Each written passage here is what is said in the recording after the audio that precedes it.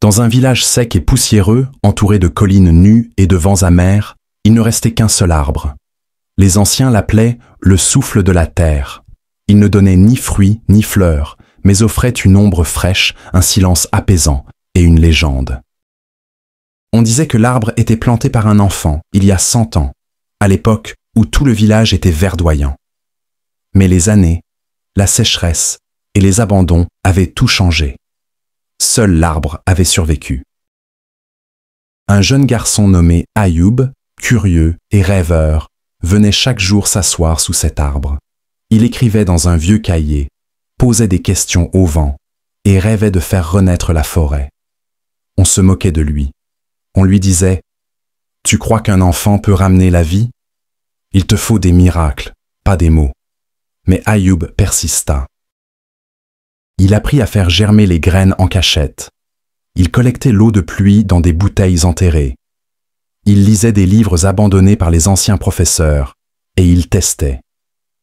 Chaque soir, il plantait une graine. Chaque matin, il espérait. Pendant des années, rien ne poussait. Les gens disaient « Il parle aux cailloux, ce garçon », mais Ayoub souriait. Un jour, une petite pousse apparut. Puis 2. Puis 10. Les enfants commencèrent à l'aider. Les adultes vinrent, d'abord par curiosité, puis par respect. 10 ans plus tard, la colline était redevenue verte. Et l'arbre ancien, il se dessécha doucement, comme s'il avait attendu que la relève arrive. Ayoub devint agronome, puis enseignant.